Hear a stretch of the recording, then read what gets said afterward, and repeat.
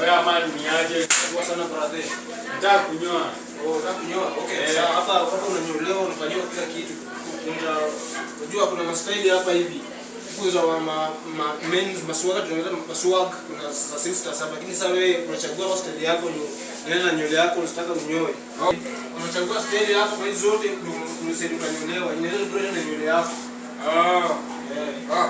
Umefanya vizuri hata kuweka hapa mastaili. Taka hii. Ndawa gani? Taka hii man.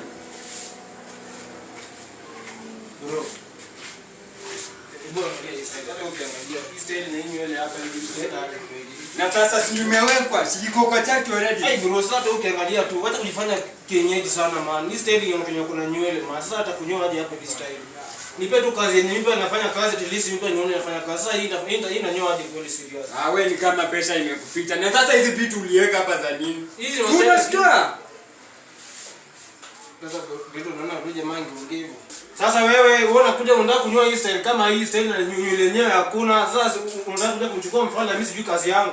Kama unaona hii pesa yako inanilisha hapa hivi, unaweza enda hata huko nje. Kuna zile nyingine wanakunyoa hiyo style.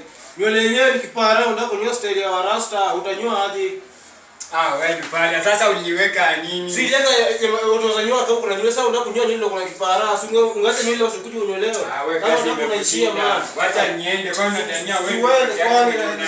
Lazima ufanye unyoe